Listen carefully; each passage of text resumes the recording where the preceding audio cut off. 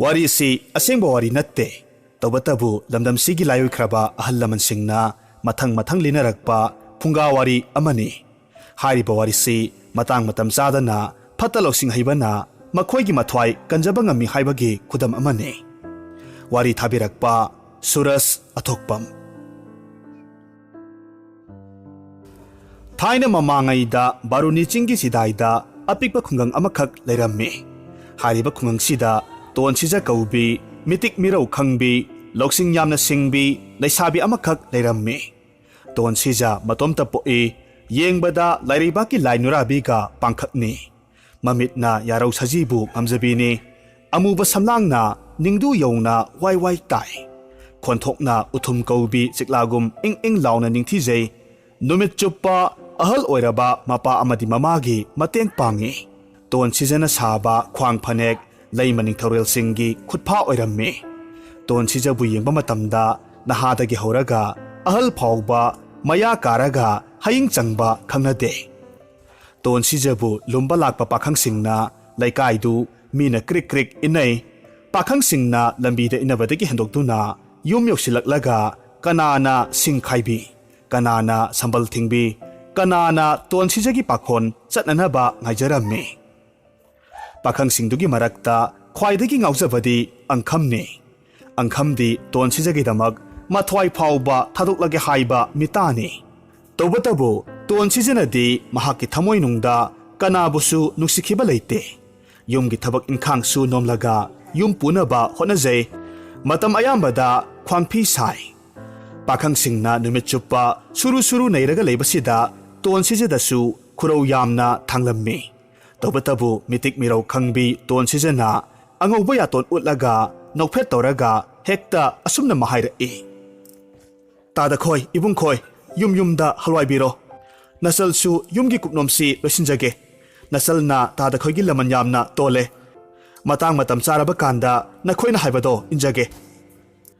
ꯑꯁꯨꯝꯅ ꯍꯥꯏꯔꯕꯗ ꯄꯥꯈꯪꯁꯤꯡꯁꯨ ꯃꯌꯨꯝꯗ ꯑꯃꯨꯛ ꯍꯟꯅꯈꯤ꯫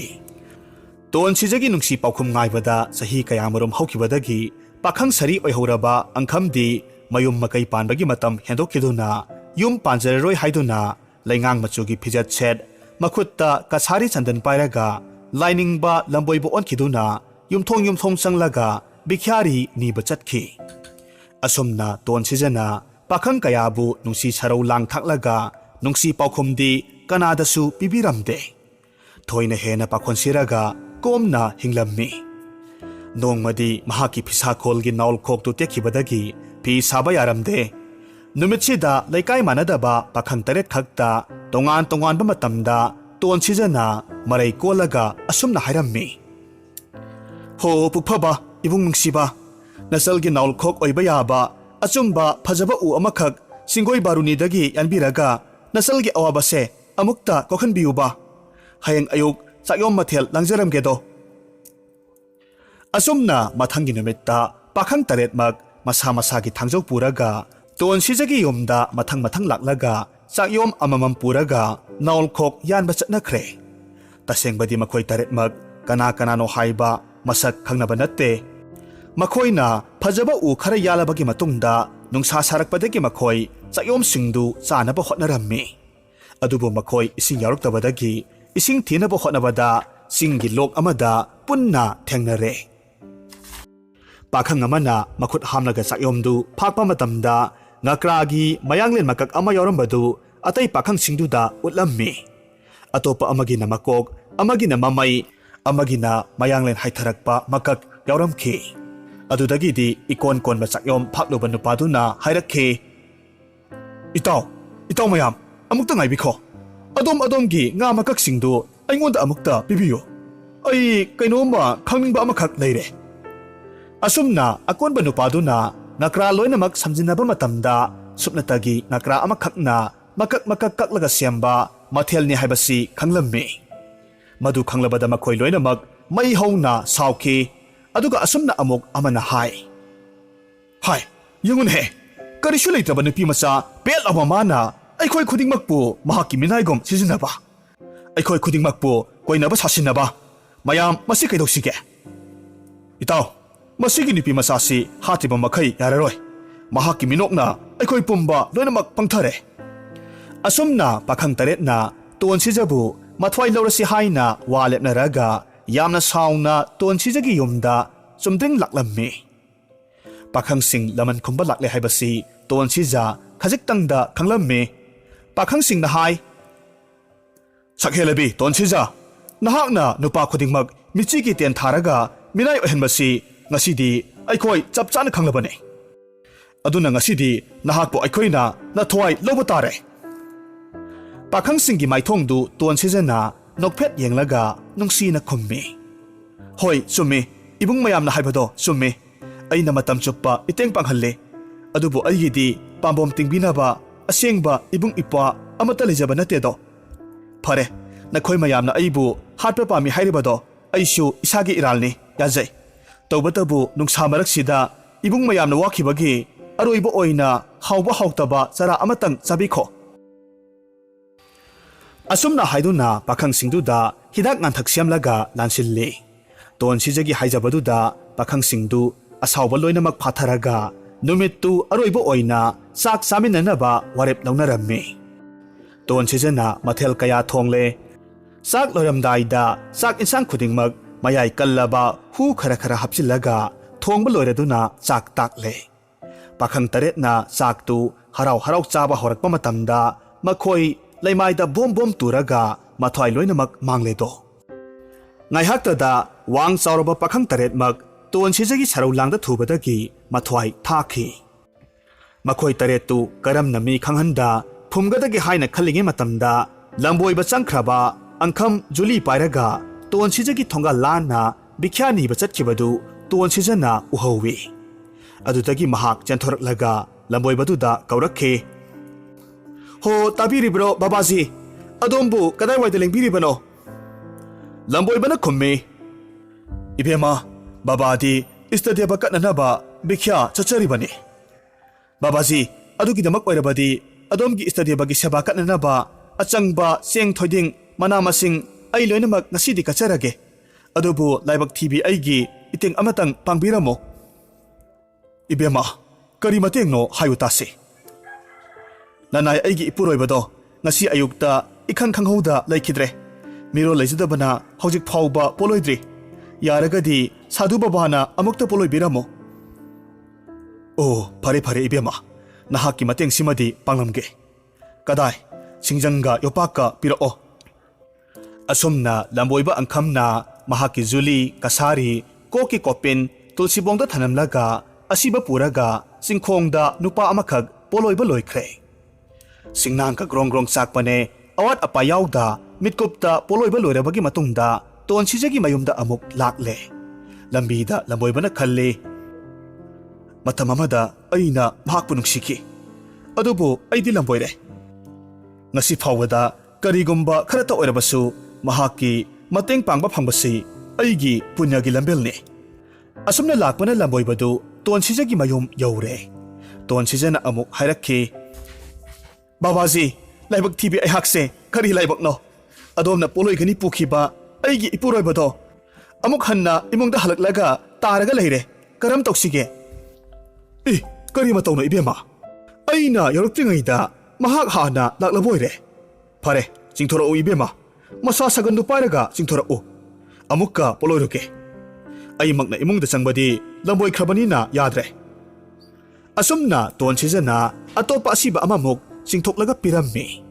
asumna tonsijagi launam langda asiba nupa tarukmak loinamak poloi khre taret suba nupa du poloi ba matamda angkhamdu aduki matik wabana masadu chokthare masidagi mahak matung onthoklaga mai yaina tumthakhirammi hariba tanjasida lalon ba chatluba nupa ani khak lambelda lakpa jatni amana hai itaw yamna ingi ngaihaktam mai yaikisi ahlamasu mai tikdisi ubra asumna makhoinigi manungda amana maidu kamkhatlammi tanjasida angkhamdu mikap thoroklaga phuk haugatli aduga haire ai nahakpu taretlak poloire amuksu senabo honaribra phai aina ngamra nangna ngamra yenglaba tai asi hairaga mai kamkhatliba nupadu lamboiba angkhamna mainungda isilli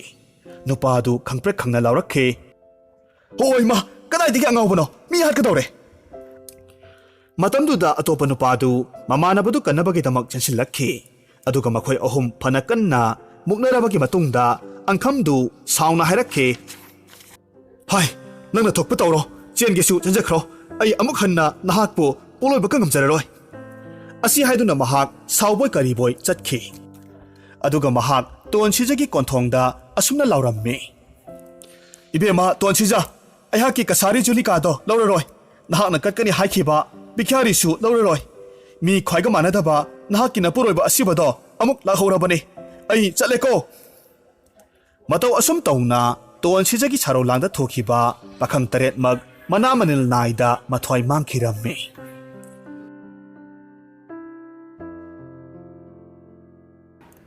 ꯍꯧꯖꯤꯛ ꯑꯃꯨꯛ ꯇꯥꯃꯤꯟꯅꯔꯁꯤ ꯑꯁꯅꯦꯍꯥ ꯀꯩꯁꯥꯝꯅ ꯊꯥꯕꯤꯔꯛꯄ ꯖꯄꯥꯟꯒꯤ ꯐꯨꯡꯒꯥꯋꯥꯔꯤ ꯃꯩꯇꯠꯄ ꯌꯣꯡ ꯃꯇꯝ ꯑꯃꯗ ꯌꯥꯝꯅ ꯄꯪꯕ ꯌꯣꯡ ꯃꯆꯥ ꯑꯃꯈꯛ ꯂꯩꯔꯝꯃꯤ ꯃꯍꯥꯛꯁꯤ ꯄꯪꯕꯇ ꯅꯠꯇ ꯐꯠꯁꯨ ꯐꯠꯂꯝꯗꯦ ꯃꯍꯥꯛꯁꯤ ꯃꯇꯝ ꯄꯨꯝꯅꯃꯛꯇ ꯑꯣꯏꯗ ꯄꯥꯗꯕ ꯑꯃꯗꯤ ꯈꯨꯗꯣꯡꯊꯤꯒꯗꯕ ꯊꯕꯛꯇ ꯇꯧꯔꯒꯇ ꯂꯩ ꯌꯣꯡ ꯑꯇꯩꯅ ꯃꯥꯒꯤ ꯃꯇꯧ ꯎꯕ ꯃꯇꯝꯗ ꯅꯨꯡꯉꯥꯏꯇꯕꯗꯒꯤ ꯆꯦꯛꯁꯤꯟꯅꯕ ꯍꯥꯏꯕꯤ ꯑꯗꯨꯕꯨ ꯌꯣꯡ ꯃꯆꯥꯗꯨ ꯊꯋꯥ ꯁꯥꯗ ꯃꯥꯅ ꯇꯧꯅꯤꯡꯕꯇ ꯑꯗꯨꯃꯛ ꯇꯧꯔꯒ ꯂꯩ ꯅꯣꯡꯃ ꯌꯣꯡ ꯃꯆꯥꯗꯨ ꯎ ꯑꯃꯗꯒꯤ ꯎ ꯑꯃꯗ ꯀꯣꯏꯆꯣꯡ ꯆꯣꯡꯂꯒ ꯁꯥꯟꯅꯔꯝꯃꯤ ꯃꯍꯥꯛꯅ ꯊꯋꯥ ꯁꯥꯗ ꯑꯋꯥꯡꯕ ꯎ ꯑꯃꯗꯒꯤ ꯎ ꯑꯃꯗ ꯆꯣꯡꯂꯒ ꯁꯥꯟꯅꯕꯗꯨꯗ ꯏꯈꯪ ꯈꯪꯍꯧꯗꯅ ꯇꯤꯡꯈꯪ ꯇꯨꯝꯕꯧꯅ ꯄꯤꯛ ꯊꯜꯂꯕ ꯃꯣꯡꯁꯣꯡ ꯑꯃꯗ ꯇꯥꯁꯤꯜꯂꯝꯃꯤ ꯇꯨꯝꯂꯕ ꯆꯥꯎꯔꯕ ꯇꯤꯡꯈꯪ ꯑꯃꯅ ꯃꯥꯒꯤ ꯃꯃꯩꯗ ꯊꯨꯝꯅ ꯌꯨꯔꯦ ꯇꯤꯡꯈꯪꯅ ꯂꯦꯡꯕꯗꯨꯗ ꯌꯣꯡ ꯃꯆꯥꯗꯨ ꯅꯥꯃꯟꯈꯤꯕꯗꯒꯤ ꯂꯥꯎ ꯈꯣꯡꯂꯒ ꯆꯦꯜꯂꯤ ꯇꯁꯦꯡꯅ ꯃꯍꯥꯛꯁꯤ ꯃꯊꯧꯅꯥ ꯂꯩꯇꯕ ꯌꯣꯡ ꯑꯃꯁꯨ ꯑꯣꯏꯔꯝꯃꯤ ꯌꯣꯡ ꯃꯆꯥꯗꯨ ꯆꯣꯡ ꯆꯣꯡꯂꯒ ꯑꯁꯨꯝ ꯂꯥꯎꯔꯒ ꯂꯥꯛꯄꯗ ꯂꯝꯕꯤꯗ ꯁꯝ ꯀꯛꯄ ꯅꯥꯄꯦꯠ ꯑꯃꯈꯛ ꯑꯊꯧꯕ ꯈꯨꯔ ꯑꯃ ꯄꯥꯏꯔꯒ ꯂꯥꯛꯄ ꯊꯦꯡꯅꯔꯦ ꯌꯣꯡ ꯃꯆꯥꯅ ꯅꯥꯄꯦꯠꯇꯨꯗ ꯃꯥꯒꯤ ꯃꯃꯩꯗ ꯌꯨꯔꯤꯕ ꯇꯤꯡꯈꯪꯗꯨ ꯃꯥꯒꯤ ꯈꯨꯔꯗꯨꯅ ꯑꯃꯨꯛꯇ ꯀꯛꯊꯠꯄꯤꯌꯨ ꯍꯥꯏꯅ ꯍꯥꯏꯖꯔꯝꯃꯤ ꯅꯥꯄꯦꯠꯅ ꯌꯣꯡ ꯃꯆꯥꯅ ꯍꯥꯏꯖꯕꯗꯨ ꯌꯥꯕꯤꯔꯗꯨꯅ ꯃꯥꯒꯤ ꯃꯃꯩꯗ ꯌꯨꯔꯤꯕ ꯇꯤꯡꯈꯪꯗꯨ ꯀꯛꯊꯠꯅꯕꯒꯤꯗꯃꯛꯇ ꯈꯨꯔꯗꯨ ꯐꯦꯡꯂꯝꯃꯤ ꯑꯗꯨꯒ ꯃꯃꯩꯗꯒꯤ ꯇꯤꯡꯈꯪꯗꯨ ꯀꯛꯅꯕ ꯊꯧꯔꯥꯡꯂꯦ ꯌꯣꯡ ꯃꯆꯥꯗꯨ ꯌꯥꯝꯅ ꯄꯥꯡꯗꯕ ꯄꯥꯈꯠꯀꯟꯕ ꯌꯣꯡ ꯑꯃꯈꯛꯅꯤ ꯑꯗꯨꯅ ꯃꯍꯥꯛ ꯑꯊꯧꯕ ꯈꯨꯔꯗꯨꯅ ꯃꯥꯒꯤ ꯃꯃꯩꯒꯤ ꯃꯅꯥꯛ ꯍꯦꯛ ꯌꯧꯁꯤꯜꯂꯛꯄ ꯃꯇꯝꯗ ꯈꯪꯗꯨꯅ ꯈꯪꯆꯣꯡ ꯆꯣꯡꯈꯠꯂꯝꯃꯤ ꯑꯁꯨꯝꯅ ꯃꯍꯥꯛꯅ ꯈꯪꯂꯒ ꯆꯣꯡꯈꯠꯄꯗꯨꯗ ꯅꯥꯄꯦꯠꯀꯤ ꯈꯨꯔ ꯑꯊꯧꯕꯗꯨꯅ ꯌꯣꯡ ꯃꯆꯥꯗꯨꯒꯤ ꯃꯃꯩꯗꯨ ꯀꯛꯊꯠꯈ꯭ꯔꯦ ꯌꯣꯡ ꯃꯆꯥꯗꯨ ꯃꯍꯥꯛꯀꯤ ꯑꯇꯠꯄ ꯃꯃꯩꯗꯨ ꯎꯕ ꯃꯇꯝꯗ ꯑꯗꯨꯛꯀꯤ ꯃꯇꯤꯛ ꯃꯩ ꯍꯧꯅ ꯁꯥꯎꯈ꯭ꯔꯦ ꯃꯍꯥꯛꯅ ꯅꯥꯄꯦꯠꯇ ꯃꯥꯒꯤ ꯃꯃꯩꯗꯨ ꯍꯥꯟꯅꯒꯨꯝ ꯂꯩꯍꯜꯂꯨ ꯉꯝꯗ꯭ꯔꯒꯅ ꯃꯍꯥꯛꯀꯤ ꯈꯨꯔ ꯑꯊꯧꯕꯗꯨ ꯃꯉꯣꯟꯗ ꯄꯤꯒꯗꯕꯅꯤ ꯍꯥꯏꯅ ꯍꯥꯏꯔꯝꯃꯤ ꯎꯄꯥꯏ ꯂꯩꯇ꯭ꯔꯕ ꯅꯥꯄꯦꯠ ꯅꯨꯄꯥꯗꯨ ꯃꯍꯥꯛꯀꯤ ꯁꯤꯖꯤꯟꯅꯔꯤꯕ ꯈꯨꯔꯗꯨ ꯌꯣꯡ ꯃꯆꯥꯗꯨꯗ ꯄꯤꯕ ꯇꯥꯔꯦ ꯃꯁꯤꯗꯒꯤꯗꯤ ꯃꯃꯩ ꯇꯠꯂꯕ ꯌꯣꯡꯗꯨ ꯃꯈꯨꯠꯇ ꯑꯊꯧꯕ ꯈꯨꯔꯗꯨ ꯄꯥꯏꯔꯒ ꯑꯃꯨꯛ ꯂꯥꯛꯂꯦ ꯃꯃꯩꯒ ꯇꯠꯂꯦ ꯌꯦꯡꯕꯗ ꯌꯣꯡ ꯃꯆꯥꯗꯨ ꯌꯥꯝꯅ ꯄꯪꯕ ꯖꯤꯕ ꯑꯃ ꯑꯣꯏꯅ ꯎꯔꯝꯃꯤ ꯌꯣꯡ ꯃꯆꯥꯗꯨꯅ ꯑꯊꯧꯕ ꯈꯨꯔꯗꯨ ꯄꯨꯔꯒ ꯑꯁꯨꯝ ꯂꯥꯛꯄ ꯃꯇꯝꯗ ꯍꯅꯨꯕꯤ ꯑꯃꯈꯛ ꯁꯤꯡ ꯆꯟꯕ ꯃꯍꯥꯛꯅ ꯎꯔꯝꯃꯤ ꯍꯅꯨꯕꯤꯗꯨꯅ ꯌꯥꯝꯅ ꯋꯥꯅ ꯑꯁꯥꯡ ꯑꯁꯥꯡꯕ ꯁꯤꯡꯅꯥꯡꯁꯤꯡꯗꯨ ꯊꯦꯛꯅꯕ ꯍꯣꯠꯅꯔꯝꯃꯤ ꯃꯇꯝꯗꯨꯗ ꯌꯣꯡ ꯃꯆꯥ ꯑꯗꯨꯅ ꯍꯅꯨꯕꯤꯅ ꯇꯧꯕ ꯊꯕꯛꯇꯨ ꯃꯨꯟꯅ ꯌꯦꯡꯉꯤ ꯑꯗꯨꯒ ꯍꯥꯏꯔꯛꯏ ꯏꯕꯦꯟ ꯅꯪꯅ ꯌꯥꯝꯅ ꯋꯥꯅ ꯁꯤꯡ ꯊꯦꯛꯂꯤꯕꯗꯨ ꯑꯩꯒꯤ ꯑꯊꯧꯕ ꯈꯨꯔꯁꯤ ꯋꯥꯏꯔꯒ ꯅꯨꯡꯉꯥꯏꯅ ꯀꯛꯄ ꯌꯥꯅꯤ ꯋꯥꯏꯖꯒꯦꯔꯣ ꯌꯣꯡ ꯃꯆꯥꯗꯨꯒꯤ ꯋꯥꯗꯨ ꯍꯅꯨꯕꯤꯗꯨꯅ ꯌꯥꯔꯦ ꯃꯔꯝ ꯑꯗꯨꯅ ꯈꯨꯔꯗꯨ ꯋꯥꯏꯔꯝꯃꯤ ꯍꯅꯨꯕꯤꯗꯨꯅ ꯌꯣꯡ ꯃꯆꯥꯒꯤ ꯈꯨꯔꯗꯨꯅ ꯁꯤꯡꯁꯤꯡꯗꯨ ꯀꯛꯄ ꯍꯧꯔꯦ ꯑꯍꯥꯟꯕꯗꯗꯤ ꯈꯨꯔꯗꯨ ꯊꯧꯕꯅꯤꯅ ꯁꯤꯡ ꯀꯛꯄꯗ ꯅꯨꯡꯉꯥꯏꯔꯝꯃꯤ ꯑꯗꯨꯕꯨ ꯈꯨꯔꯗꯨꯗꯤ ꯁꯤꯡ ꯀꯛꯄꯗ ꯀꯨꯏꯅ ꯁꯤꯖꯤꯟꯅꯕ ꯌꯥꯗꯕꯅꯤꯅ ꯃꯌꯥꯗꯨ ꯀꯨꯝꯁꯤꯜꯂꯛꯂꯦ ꯑꯃꯗꯤ ꯃꯇꯦꯛ ꯃꯇꯦꯛ ꯀꯨꯠꯁꯤꯜꯂꯒ ꯃꯟꯊꯔꯛꯂꯝꯃꯤ ꯃꯥꯒꯤ ꯈꯨꯔ ꯁꯣꯛꯄꯗꯨꯗ ꯌꯣꯡ ꯃꯆꯥꯗꯨ ꯑꯗꯨꯛꯀꯤ ꯃꯇꯤꯛ ꯁꯥꯎꯔꯝꯃꯤ ꯃꯍꯥꯛꯅ ꯍꯅꯨꯕꯤꯗ ꯍꯥꯏ ꯏꯕꯦꯟ ꯅꯪꯅ ꯑꯩꯒꯤ ꯈꯨꯔꯗꯨ ꯁꯤꯖꯤꯟꯅꯕꯗ ꯃꯜꯂꯦ ꯃꯩ ꯆꯠꯂꯦ ꯑꯗꯨꯅ ꯑꯩꯅ ꯄꯨꯔꯛꯄ ꯈꯨꯔꯗꯨꯃꯛ ꯄꯤꯌꯨ ꯉꯝꯗ꯭ꯔꯒꯅ ꯅꯪꯅ ꯊꯦꯛꯂꯤꯕ ꯁꯤꯡꯁꯤꯡꯁꯤ ꯑꯩꯉꯣꯟꯗ ꯄꯤꯕ ꯇꯥꯔꯦ ꯈꯨꯔ ꯑꯍꯟꯕꯗꯨ ꯑꯃꯨꯛ ꯍꯟꯅ ꯄꯤꯕ ꯉꯝꯂꯔꯣꯏꯗꯕꯅꯤꯅ ꯍꯅꯨꯕꯤꯗꯨꯅ ꯌꯣꯡ ꯃꯆꯥꯗꯨꯗ ꯃꯍꯥꯛꯅ ꯀꯛꯂꯤꯕ ꯁꯤꯡꯁꯤꯡꯗꯨ ꯂꯣꯏꯅꯃꯛ ꯄꯤꯔꯦ ꯑꯗꯨꯗꯒꯤꯗꯤ ꯌꯣꯡ ꯃꯆꯥꯗꯨ ꯁꯤꯡ ꯃꯇꯦꯛꯁꯤꯡꯗꯨ ꯄꯨꯔꯒ ꯑꯃꯨꯛ ꯂꯥꯛꯂꯦ ꯌꯣꯡ ꯃꯆꯥꯗꯨꯅ ꯁꯤꯡ ꯃꯇꯦꯛꯁꯤꯡꯗꯨ ꯄꯨꯔꯒ ꯑꯁꯨꯝ ꯂꯥꯛꯄ ꯃꯇꯝꯗ ꯍꯅꯨꯕꯤ ꯑꯃꯈꯛꯅ ꯇꯜ ꯃꯆꯥ ꯃꯆꯥ ꯍꯧꯔꯒ ꯂꯩꯔꯝꯕ ꯊꯦꯡꯅꯔꯦ ꯌꯣꯡ ꯃꯆꯥꯗꯨ ꯇꯜꯗꯨ ꯌꯥꯝꯅ ꯄꯥꯝꯖꯔꯝꯃꯤ mahakna hanubiduda hai. Iben, yangbiyo, aina purakliba sing makaksingsi wairaga sizinaba yagani. Hanubidusu yong masana haibadu yaraduna magi sing akangbadu lauraga tal macha haure. Singdusu akangbo oibanina maidusu grang saklammi. Yong machaduna hanubiduna tal macha singdo hauba loiba ngairaga lei. Tal singdu chaningbana yong machadu matil yotli. Tan macha singdu mullabagi matungda hanubiduna tan singdu lauthare. Tal macha singdu hauba pumloi loirabagi matamda yong machana purakpa sing makaktusu loinamak sizina thokre. Magi sing mayamdu ut onkhrabaduda yong machadu aduki matik saurammi. Mahakna hanubiduda magi sing makaksingdu singu aduga singba ngamdragana tal macha singsi loinamak pigadabani haina hairammi.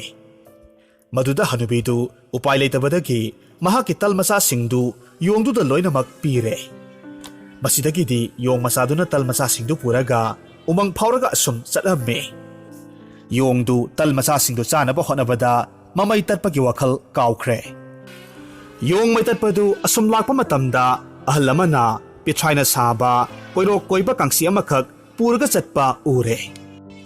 Masidagi mahakna wakhalda khalle mahakna kangsidu uthakta pukhatlaga yalabadi madu khinglabadi yong pumnamakna kinaragani haina khalle. Aduna mahak hanubaduda hairae. Ipu, aigi ahawba talmasa kaya marum lay. Aigi talmasa singsiga nahagi kangsiduga onarasi. Yonggi wadu taruba matamda hanubadu talmacha amakhak lauraga saraga yengi. Talmachadu aduki matik hauramle. Hanubaduna magi kangsidu yonggi talmacha singduga onaba haibaduda yare. Masigi matungda maitatpa yongdu umangda hauba khwaidagi wangba pambi amagi matolda kakhatkre. Mahakna kangsidu usa amada yansille aduga makhol hauna gong khinglaga isai saklaga umangduda leiba yong pumnamak tananaba hotnaramme. Mahak magi atatpa mamaidu phau kakthoklaga kangsi khinglaga isai sae isaigi maroldi asini. Aidi lamdamsida sakhenba yong masani khwaidagi sakhenba yongni. Aidi lamdamsigi lusingbani. Aigi phajaraba imai leijaramme madubu aina khurga onakhi. Madubu aina sing amaga onakhi. Adubu amuksu talmacha amaga onakhi. Madu aina kangsiga amuk onakhi. Phajaraba pithaigi kangsini. Asumna yong machadu isai saklaga yamna nungaina umangduda leiba yong singdu unanaba magi makhuttu phat hairaga jagoi sai. Adubu aroibagi mahakna kangsida gong launa yeiba matamda asuki matik kanna yeirammi. Aduna mahaki usadagi nanthoknaga makhada takhi. Mafamdusu hanadagi henna sathiba tingkhang ngakta ngaiba mafam oirammi. Umangduda leiramba yong mayamna magi matau ubada noknarammi. Adubu mahak makhoi mayam changlaga singkhatpirammi. Masidagidi yong maitatpadu wa amata ngangkhidre. Numitudagi hauna yong mayamna mahakpu yong maitatpa haina kaunakhi. Yong maitatpasu amuk hanna mathong sadaba thabak tawkhidre.